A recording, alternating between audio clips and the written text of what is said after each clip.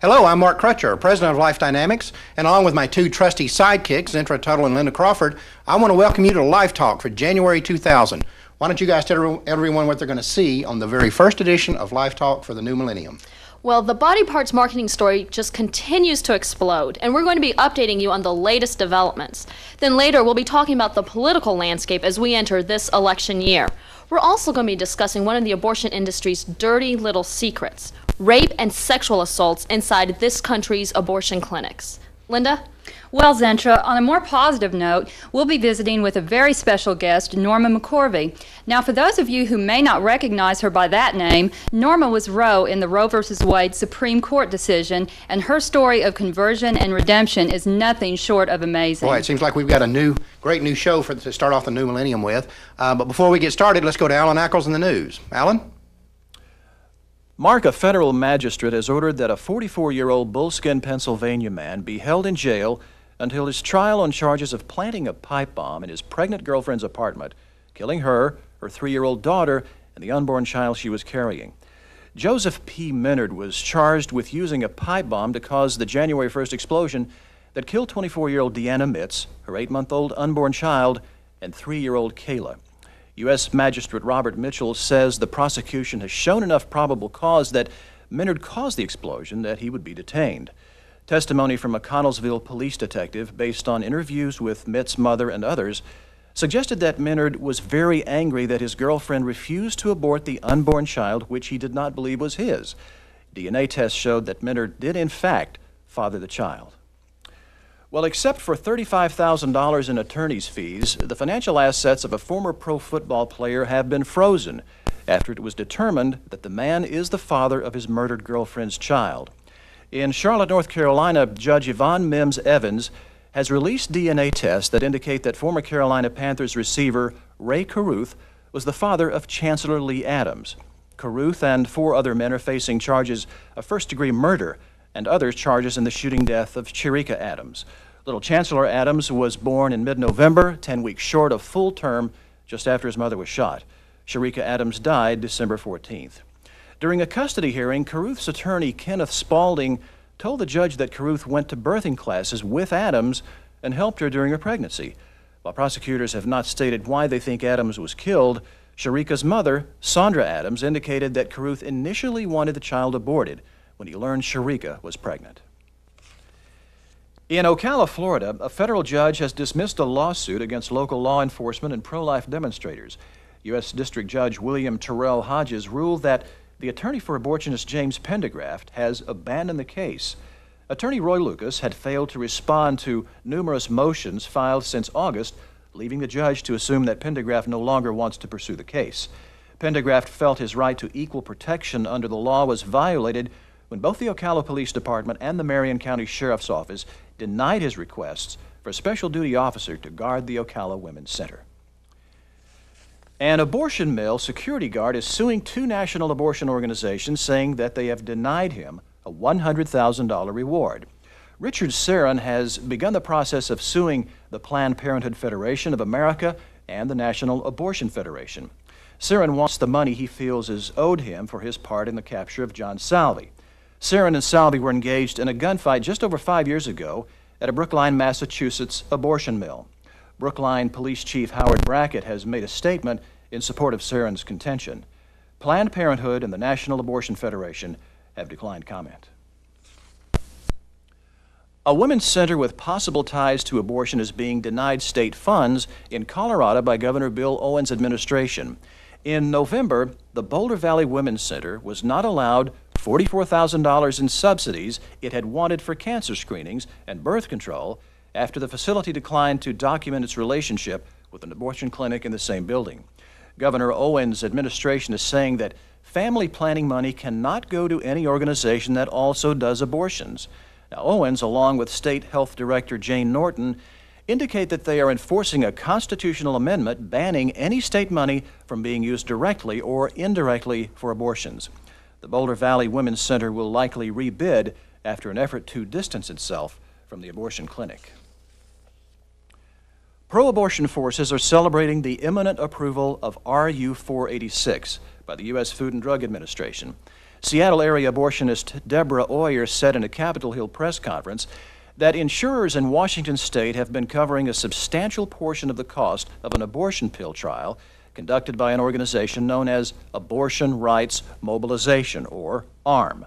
Pro-lifer Dr. Randall O'Banion points out that even though the so-called French abortion pill still lacks government approval, abortionists are already reaping profits by getting insurance companies to reimburse the doctor's fees not covered by ARM. Randall also maintains that RU-486 is very dangerous for women, and one woman in Iowa participating in the trial lost over half her blood volume and would have died if she hadn't been rushed to surgery. Acting on a tip, police in Ocean Springs, Mississippi made a grisly discovery. Authorities dug up the remains of 36 aborted children in a shallow grave behind a local business. The bodies were in 3 large bags filled with 36 smaller bags. Businessman J.R. Brock advised police that one of his employees had buried the dead babies after he discovered them in a styrofoam cooler. Brock also indicated to authorities that the cooler was in a storage center he had purchased last summer. Brock said through attorney James I. Ferrier III, "We are 100% pro-life, and if we had known that the storage items we were buying were from an abortion doctor, we would have never have bought them to begin with." A lawsuit for false advertising has been filed against an abortuary in Fargo, North Dakota. The suit is thought to be the first to challenge the abortion industry for failing to warn customers of abortion as a risk factor in breast cancer. The suit alleges that a pamphlet given to customers by the Red River Women's Clinic contains false advertising. Now, according to John Kindley, the attorney for the plaintiff, the pamphlet in question says that medical research does not support the claim of a link between induced abortion and breast cancer. Kindley points out that there is a substantial medical research that does, in fact, link elective abortion to increasing the risk of developing breast cancer. North Dakota law both forbids false advertising and requires abortionists to give their customers information on medical risks associated with abortion. And finally, in Brevard County, Florida, taxpayers are shelling out about $4,000 to put up an 8-foot chain-link security fence at Woman Care of Melbourne, a new abortion mill in the Suntree Plaza north of Melbourne. Jack Parker, public safety officer of Brevard County, said that the fence was being put up for security reasons at the request of Commander Joe Crosby of the Brevard County Sheriff's Office. Well, the fence is supposedly being put up to protect the fire department, according to Parker.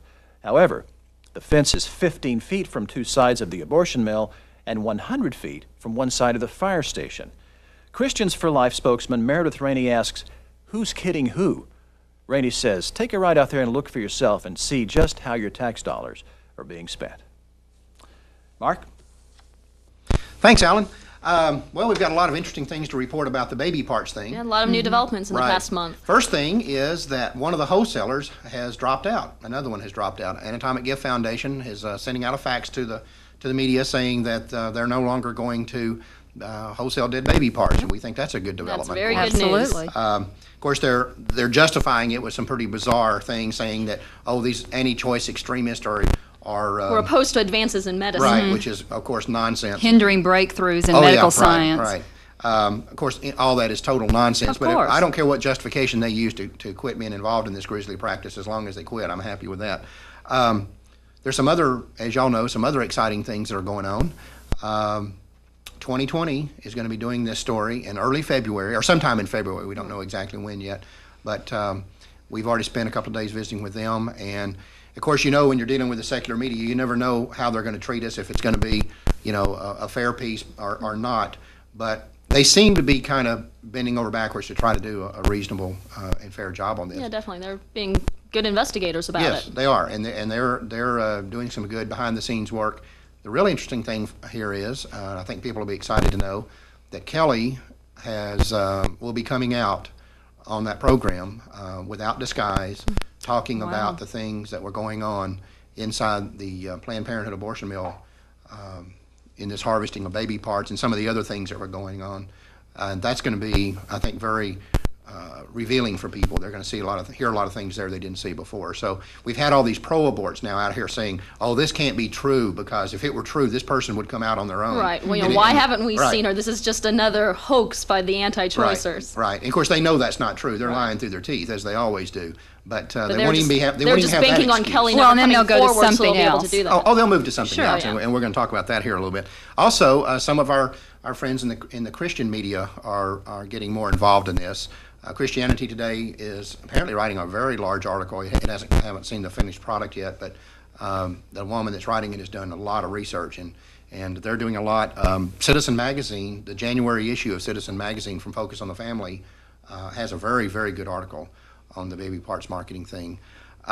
Coral Ridge Ministries, Dr. Kennedy down in Florida, they're going to be doing a lot on it in January and February. So things are really starting to pick up here in the not only the Christian media but now in the secular media. I think when this thing comes in 2020, things are really going to start popping. Bring this to a whole new level. Right. And It really is. even more amazing, things are really happening on Capitol Hill for once. Oh yeah, right. Senator Bob Smith is heading up the Senate investigation into fetal tissue marketing. Right. And that is going along just fine, and we'll be seeing more of that as time goes by.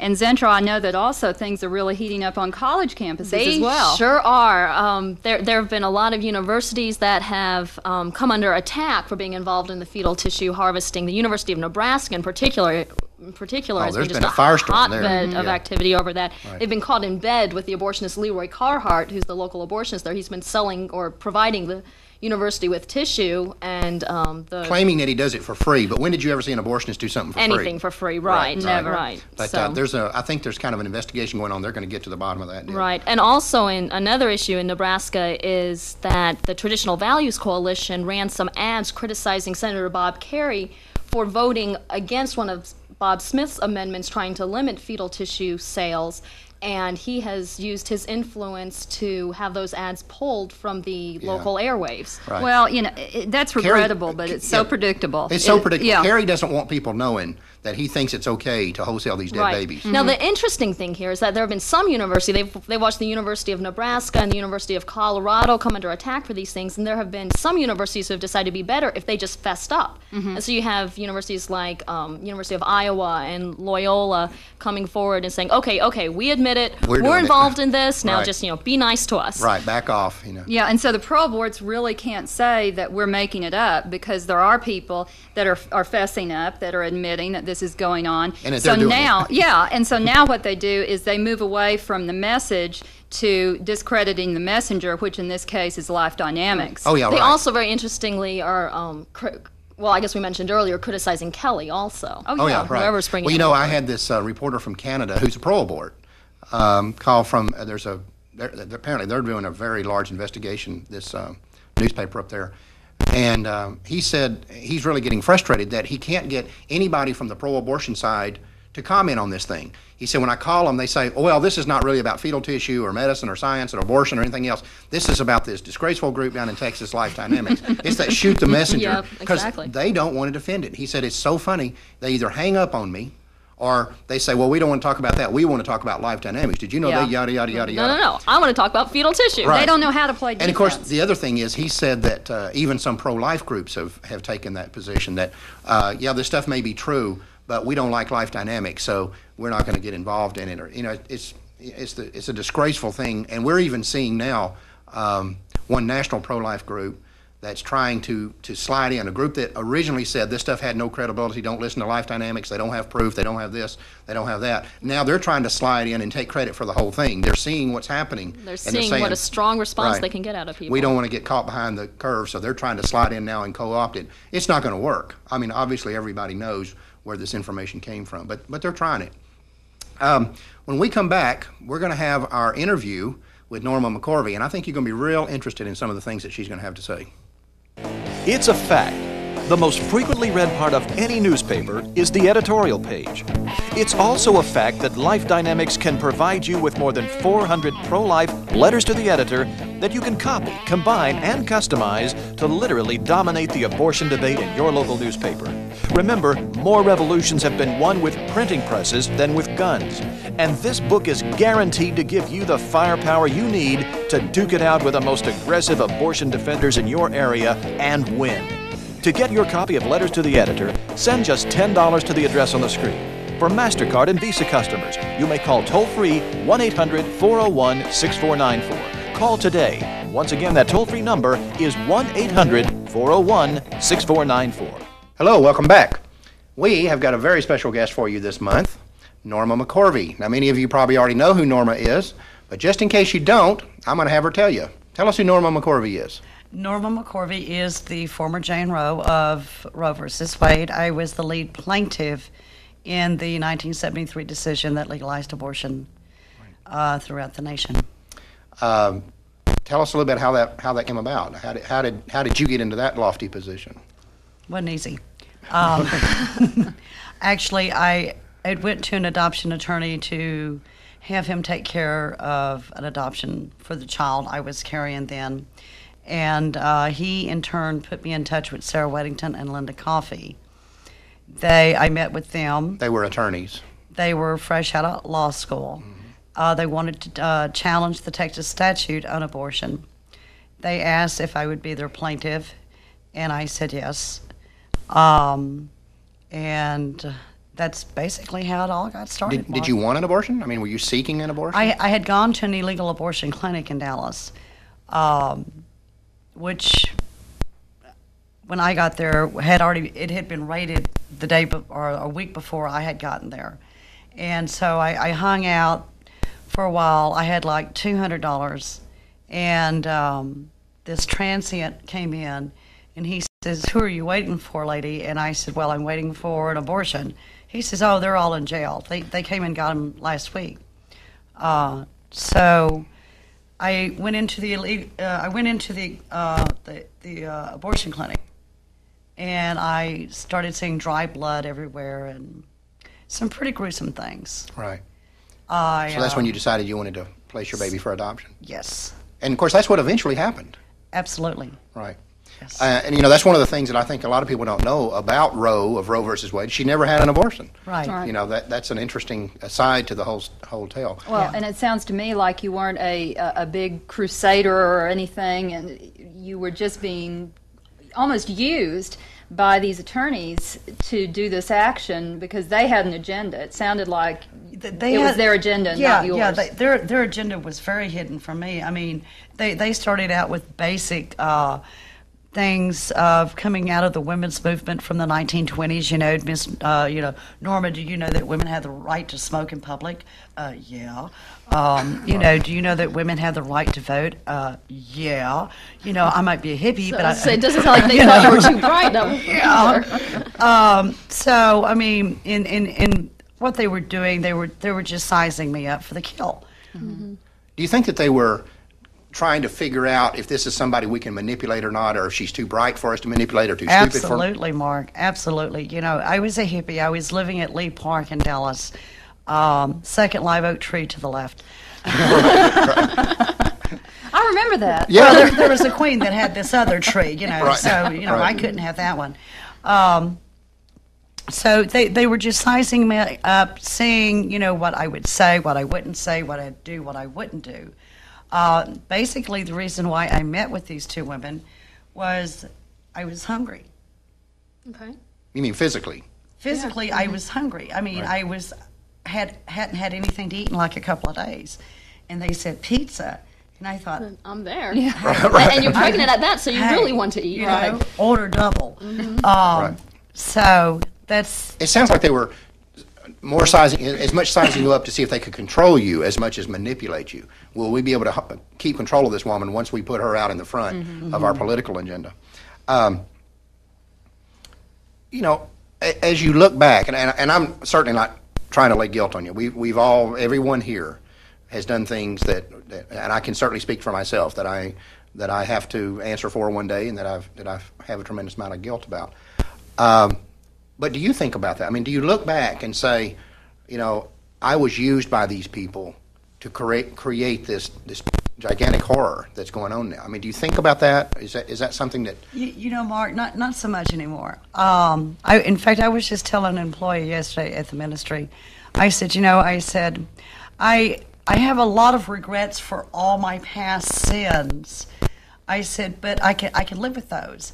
I said, but the one thing I can't live with is the simple fact that just by the stroke of a pen, I signed an affidavit that brought the Holocaust of death to 35 plus million children. Right.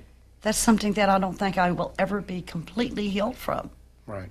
You know, and it's not so much the mental guilt.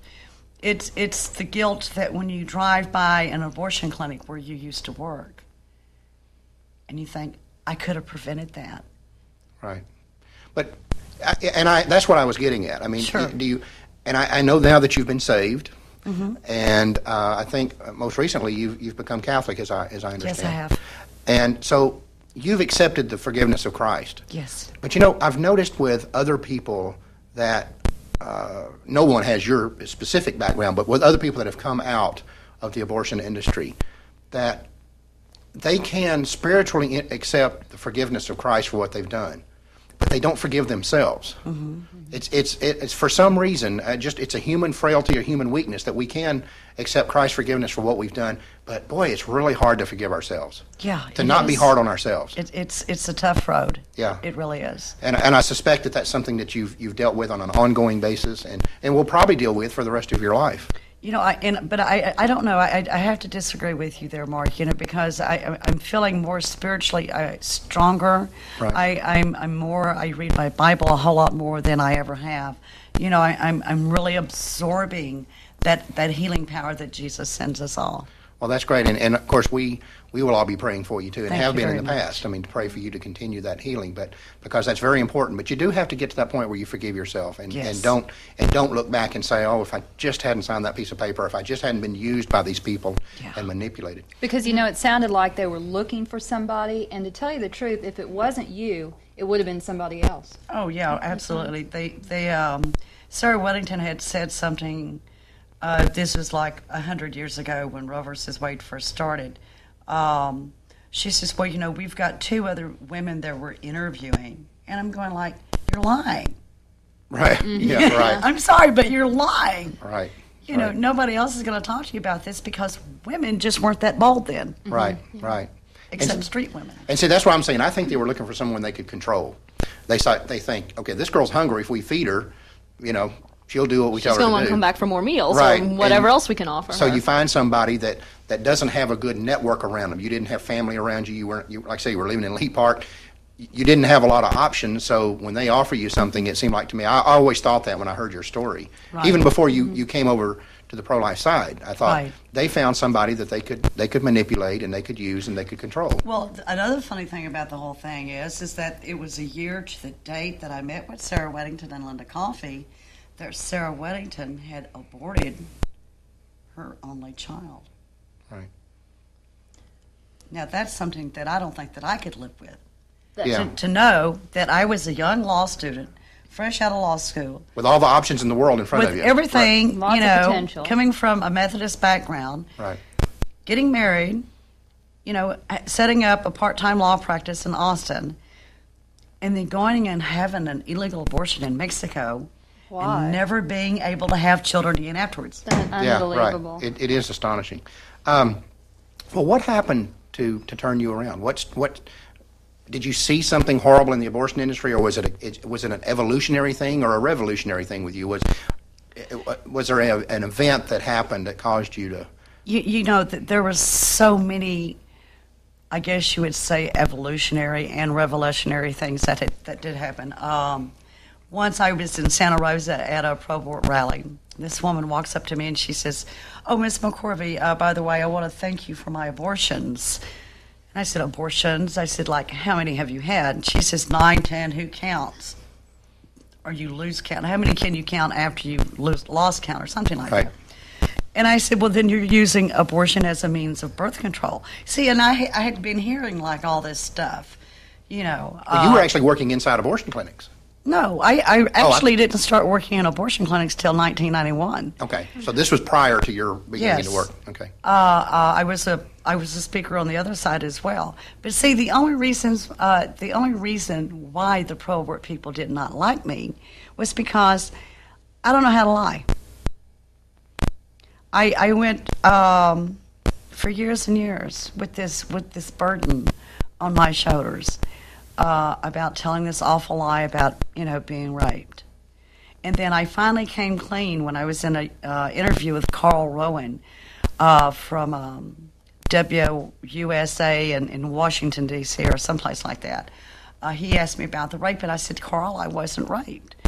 Cameras went down, telephones, people started walking out my front door, they were totally shocked. Right. But I finally came clean with myself because I couldn't live with myself. I have scars on my wrists where I've tried to commit suicide. I've got a hole in my stomach where I've taken copious amount of narcotics just to drown out the voices, not the voices telling me things to do, just the voices, Right. And they just never would listen to me. They never had anything intelligent to say as far as they were concerned. I had another woman to walk into an abortion meal over in Dallas 2 weeks after she had an abortion. And she says, I want you to go back there and bring me my baby. I said, I can't do that. I said, your baby's in heaven. First time I'd even referred or even thought anything spiritual, Another woman walked into the last abortion clinic I worked at, and she had a great big bunny rabbit with her. And I said, I'm sorry, but you can't bring that in here. She says, why not? I said, we kill children in here, ma'am. Right. Much to the surprise of people in the waiting room. sorry. Much to probably her own surprise when you say that. It's like, whoa, where's this coming from? There were so many different incidents, But I think the one that really, really got me was when Connie, my longtime friend, came to my office one day and she said that she heard somebody running down the hallway. Well, we were the only two people there on Monday morning. Nobody else had keys to this particular clinic. And I said, well, what did it sound like? And she said, Norma, it sounded just like a barefooted child. It kind of gives you the willies. Yeah, that's eerie. Rescue hadn't even moved in yet. Right. OR wasn't next door yet. Right. No, so, I mean, all these things kept, happening, We had one woman that came in, the doctor ran some tests on her, and her child had just died in her womb. And he was going to charge her for a D&C. I mean, she could have gone to any public hospital and had the child, removed. And that really just made me mad, It made me mad when he would say, well, bring them in and we will do counseling. And the counseling went something like this, Mark. The woman would go in and sit before the abortionist and he'd say, well, what is it that I can do? Well, doctor, I want an abortion. Okay, you sign here, I give abortion. And I'm standing there waiting for the patient. Right. And I'm going like, that's it? Yeah. I said, is that it? I said, is that what you're calling counseling? Right. And he says, yes, bring the another. And I said, you go get her yourself. Right. Yeah. It sounded like, I hate to use this term, God was playing with your mind. He's saying, I'm going to plant this here and let her think about it a little bit. And I'm going to plant this here and let her think about that a little bit. And it sounded like to me, and I've always believed this about your story, it was an evolutionary thing. It wasn't just flash a light goes big off. epiphany and Yeah, you a road to slowly. Damascus conversion. It was just a constant, and God had better plans for you. What God did was that he planted a 7-year-old child Right. in my midst with freckles and missing teeth and a wonderful love for Jesus. And she was the first one that I could really relate to Right. around Jesus. I mean, she was the one, because I told a lady she was trying to make an appointment for her daughter to come in for an abortion. And I said, ma'am, I'd rather see you in hell than to give you an appointment for your daughter to come in here and kill your only and your potential grandchild. Right. And Emily gets up very calmly, very collectively, and she says, but Miss Norma, when you know Jesus Christ, you don't go to hell. What do you say to a 7-year-old? Right, exactly. You don't argue with her. The wisdom of children is It just cuts through everything. you can't fight it.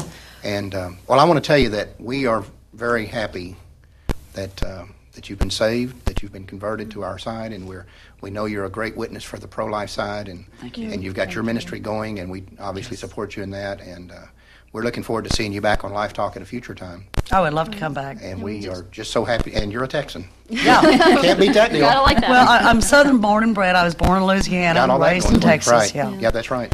That's exactly right. And we just really appreciate all of your efforts for the pro-life cause now, and we Right. just encourage Oh, you to yeah, I fight don't- on and keep I your don't, strong. I don't give them hell anymore. I just give them Jesus. That's That's right. right. That's right. It's the best thing you can get them. Exactly right. Well, Norma, thank you so much. You're welcome.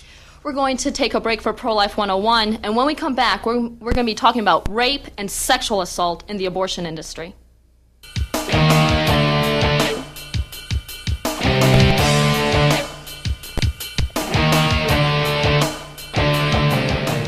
In their zeal to convince the public what a ghastly country America would be if it weren't allowed to kill 4,000 babies a day, abortion enthusiasts often resort to what I call their bedroom strategy. They'll say things like, we have to stop these people who want to outlaw abortion because we don't want the government in our bedrooms. Or they'll introduce the grim specter of a bedroom police sneaking around your house in the dead of night, peeking into your windows. When you encounter people who want to try to defend legalized abortion on these grounds, do not back down. This entire line of reasoning is utter nonsense and was purposely designed to confuse and deceive the American people. To begin with, abortion is not a bedroom issue. I mean, how many abortions do you know of that are performed in bedrooms? And secondly, even if abortion was a bedroom issue, where is it written that actions which occur in a bedroom are insulated from the law? The reality is, the bedroom has never been, is not now, nor should it ever be, a legal sanctuary. Societies have always had laws to govern activities which occur in bedrooms, and they always will. Laws against incest restrict an activity which usually takes place in a bedroom. The same can be said about statutory rape laws. If a 50-year-old man lures a 10-year-old child into having sex with him, should he be indicted if the act occurred in a car, but not indicted if it occurred in a bedroom? How about forcible rape? Should it also be overlooked if it was committed in a bedroom? And if a man decides to beat his wife, should it be none of the government's business if it occurred in their bedroom, but illegal if it happened in their living room? The whole basis for this argument is ridiculous on its face. When a society is considering whether an activity should be legal or not, where it occurs is seldom an issue. The fact is, abortion is the taking of innocent human life. It is a crime against humanity, and in a society claiming to be civilized, it should be illegal. And that isn't going to change whether it occurs in a clinic, a hospital, a garage, a cornfield, or a bedroom. Welcome back. Now we're going to be talking about one of the abortion industry's dirty little secrets, rape and sexual assault in the abortion clinics. You know, when we started doing the research for Lyme 5, we weren't going to include that as a chapter in the book, because we didn't have any way of knowing that this was common. We were just going to kind of talk about it as an aside that it may happen once in a while. But man, we're doing this research and we're finding out this is not only does this happen, it is common. It's common, It's right. very common that this goes on.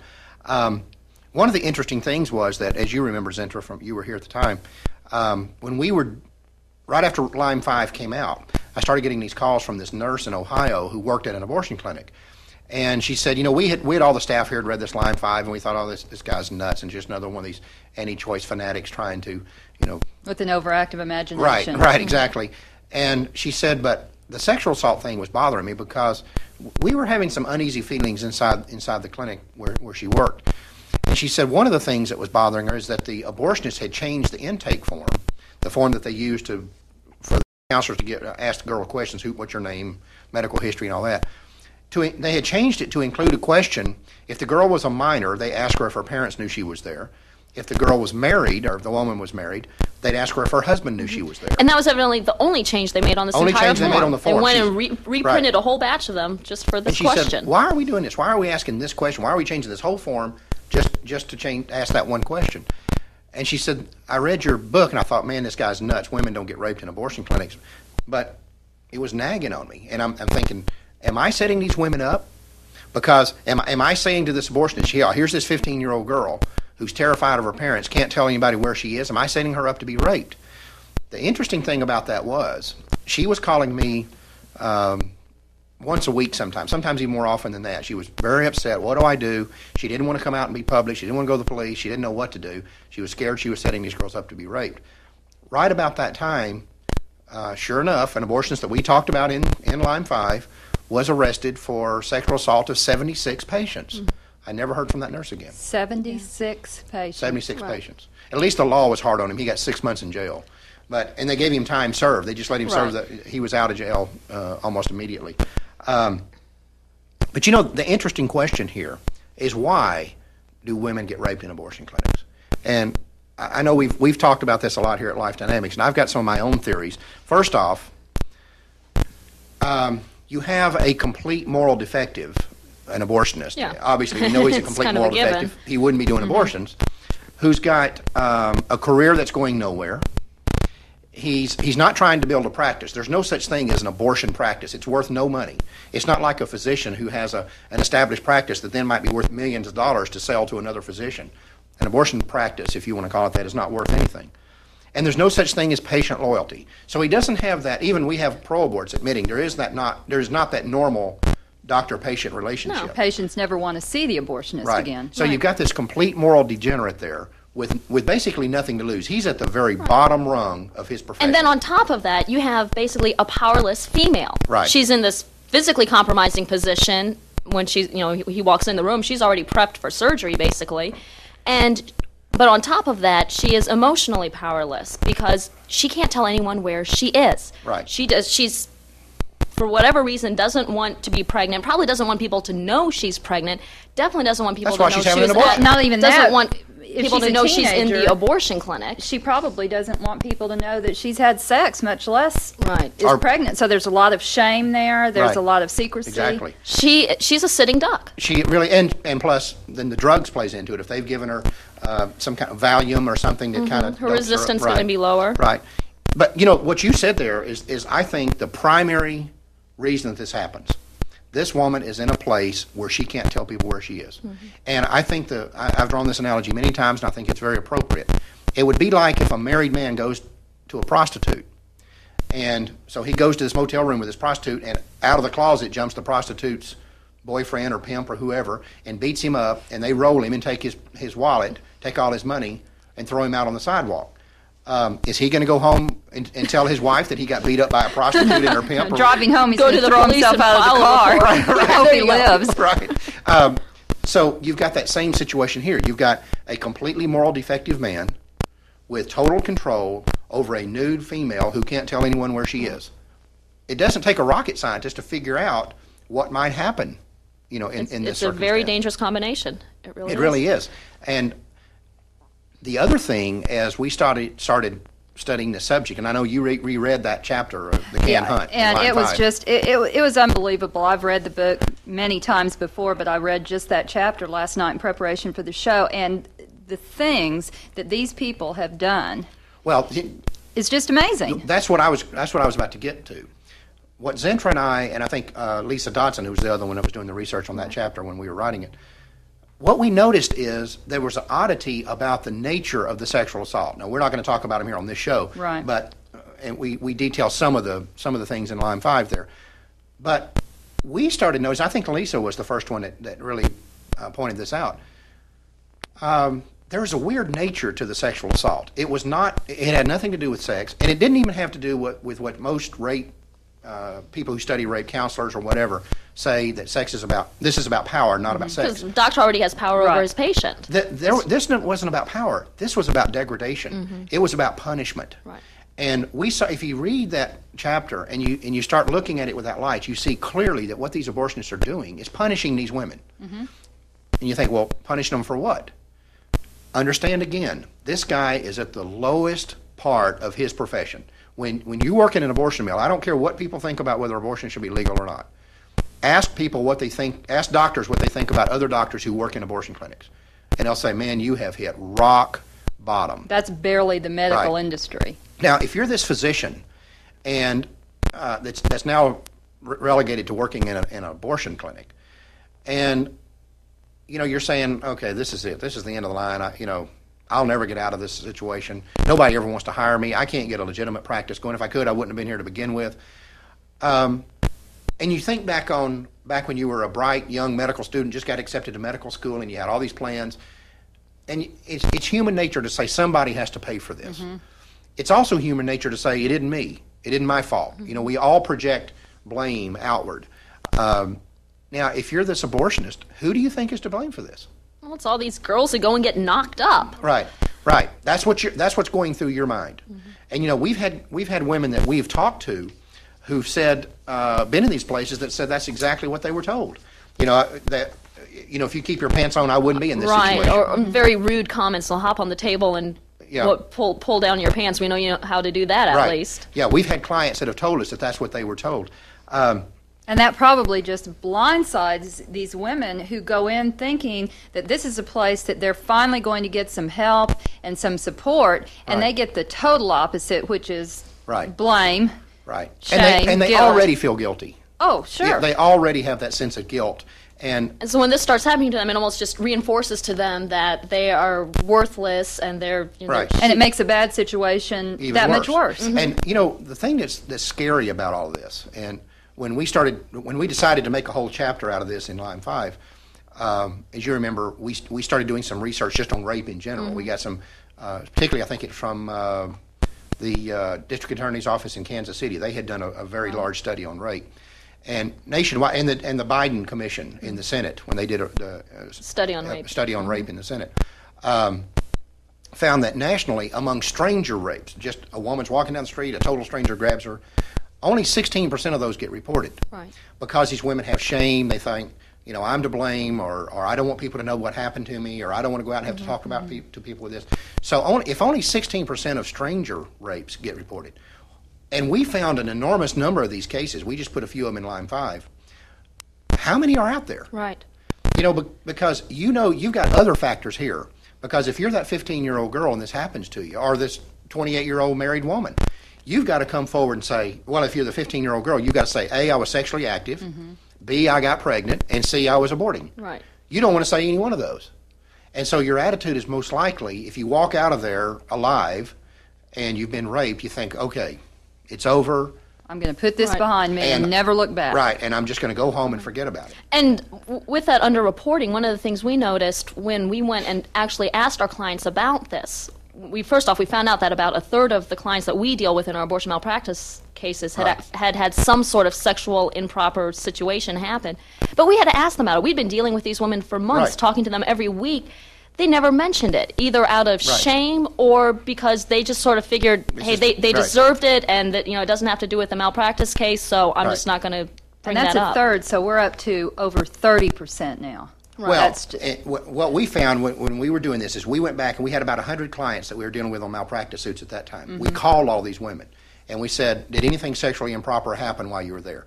Most of them were sexually improper comments that, get on the table and spread your legs, and you know how to do that.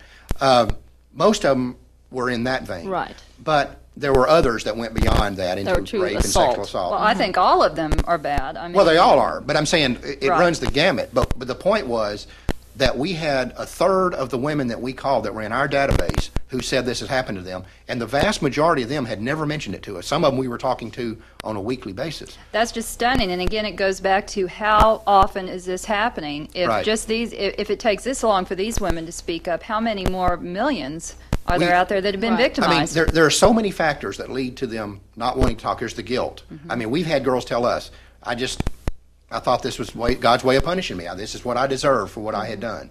And, this is just what you have to put up with when you go to abortion clinics. They have this attitude that this is just kind of the cost of doing business. And it's an incredible situation that these girls these women just kind of seem to, accept this. You know what I'm saying? It's like, this is part of it. This is what I was due because of what I did. I was having sex, I got pregnant, and now I killed my baby. You know, it's just kind of what I had coming to me. Having to endure a rape's a small price to pay. Right. You know, the bottom line, you say, how often does this happen? We don't know. We know it's very common. It's a lot more common than anybody is gonna find out or admit, and it's certainly more common than the abortion industry is going to admit. But I can tell you this: there's one thing for sure, and this is the bottom line to all of this. I would challenge anybody to tell me that there's another business establishment in America, another type of business.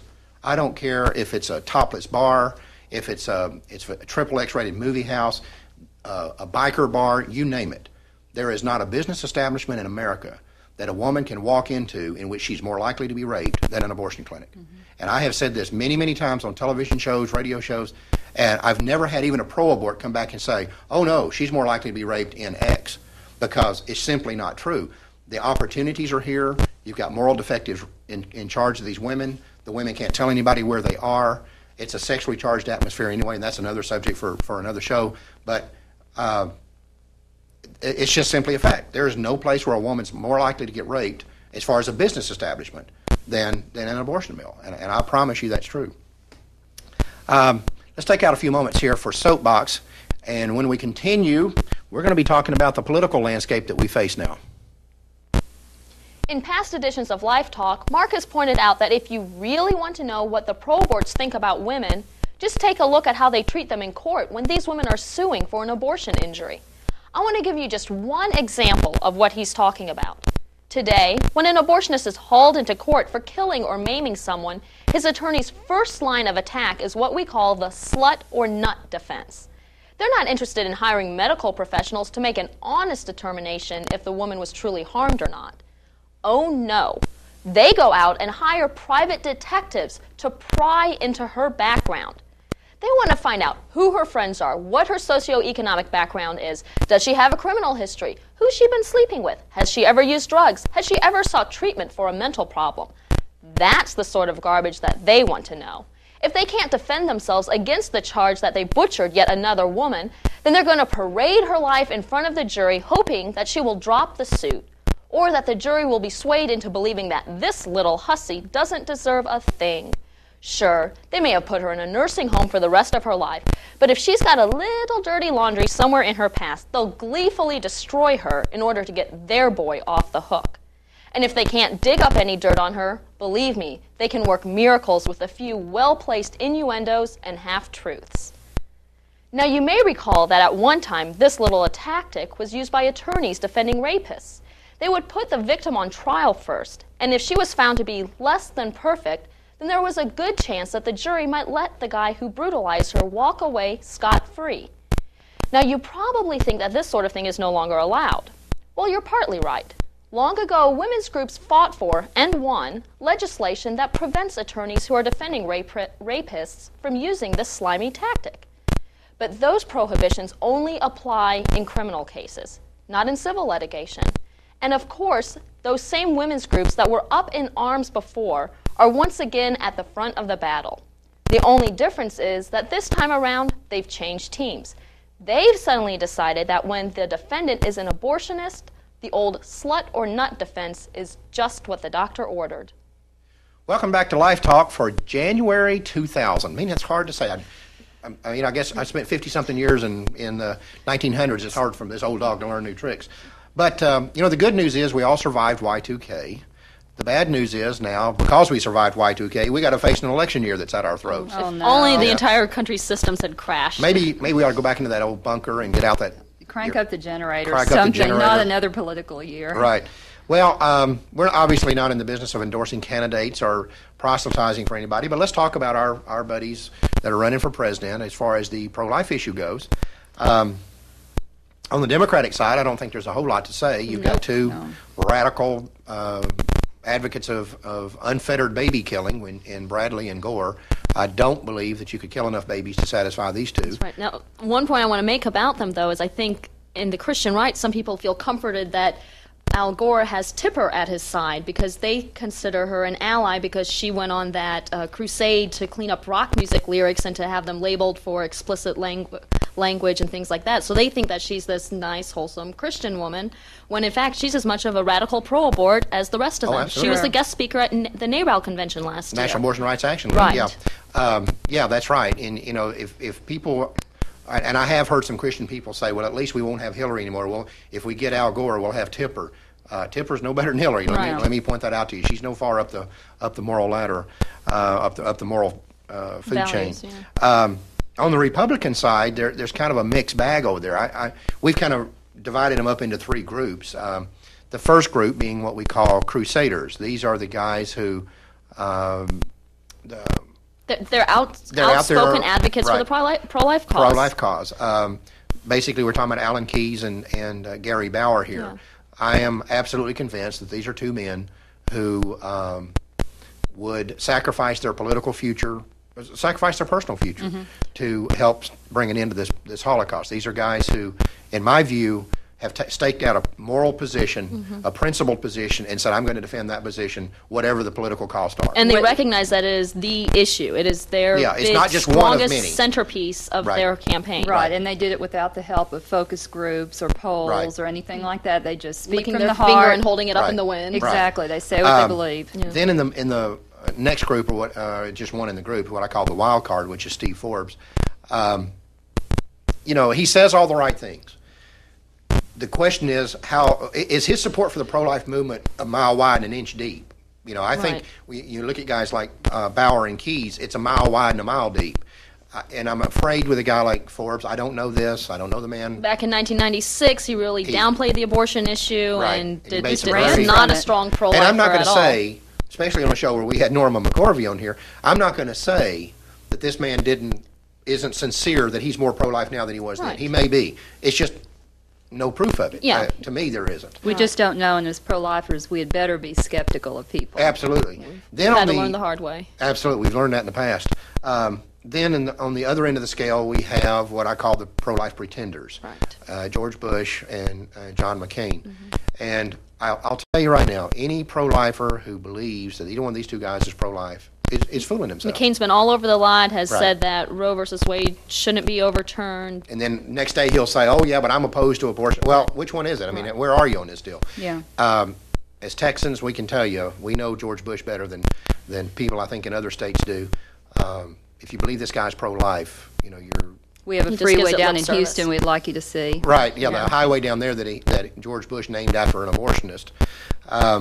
But I don't think that this is I don't think, to be honest with you, I don't think George Bush has that many core values of any kind. And But that- this is certainly not one of them. And that's the telling issue with this, is both Bush and McCain are saying they don't want a litmus test. Yeah, that's right. That's the point. That's what I was going to get at that. That's the most ridiculous thing I've ever heard. As human beings, you always have litmus tests. Sure. If I said to you, Linda, are there certain things you won't do? Absolutely. so. Well, Yeah. I hope there are certain things you won't do. That's a litmus test. And, if you said to George Bush, for example, he says, well, I won't say whether I would put pro-choice people on the Supreme Court or I would choose a pro-choice running mate because I don't believe in having litmus tests. Well, would you put a member of the Ku Klux Klan on the Supreme Court? Member of the Communist Party. Right, exactly. Would you Well, put them? Well, absolutely not. Well, there's your litmus test. Yeah, and this whole litmus test issue doesn't enter into the factor at all when you're talking about gun control or the environment or anything Right. like that. Exactly. Well, the bottom line is, if you believe that abortion is a core issue, it's something you feel deeply about, it is a litmus test. By nature, it's a litmus test. It's a life and death issue. Why would you choose a running mate? Why would you not even entertain the idea of choosing a running mate who, if you died, would take over if this is a core issue to you and have a completely different viewpoint on it and do something totally different? Right. I mean, that's ridiculous.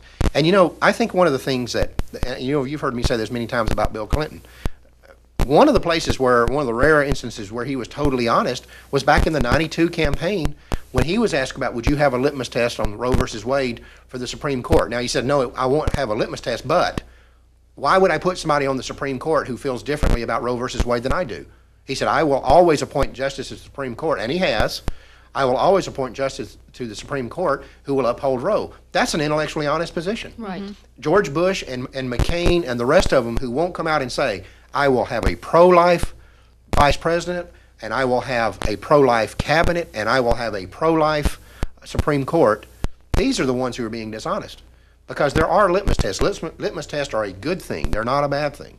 Yeah, and I think after almost 8 years of Clinton, we know that he'll go to the mat for the pro boards every single time. Every time. But, you know, the question that I keep coming back to is, why George Bush? Why George W. Well, Bush? Where did he come from, and why is he just being coronated? It's a coronation that's going on. Let me tell you what I think the deal is. We've all known, any pro-lifer who's got 5 neurons firing knows that the Republican Party does not like us. They've been wanting to be rid of us for years and years and years. But they needed our votes. They needed us for the political support so they could win. Now, if you think that you want to get rid of a constituency group, let's say in this case the pro-lifers, unless you just got a death wish, you got to replace them with somebody. Right. You can't just throw them out and not have somebody new to put in there to take their place. That's where George Bush comes in. Let me tell you what happened. I mean, George Bush comes out of nowhere, the governor of Texas. But outside Texas, how many people even knew that he was the governor of Texas, ever even heard of him? And all of a sudden, he's the heir apparent. Right. With millions of dollars. $100 million in the bank or whatever it is, and more millions rolling in, the machine of the Republican Party behind him. Why? And it's a very simple reason. George Bush has demonstrated that he has a constituency group that no other Republican has ever been able to get, and that's Hispanics. 40% of the Hispanics in Texas, in spite of the fact that the Hispanic community in Texas is historically joined at the hip with the Democratic Party, George Bush is getting 40% of them. Right. The Republican Party is looking there and saying, look, if he can do this, if he can replicate this in other places, if he can go to California and get 40% of the Hispanic vote, if he can go to New Jersey and New York and get the 40% of the Hispanic vote, in Florida, we can write off the pro-lifers. He is our demographic heir apparent. Right.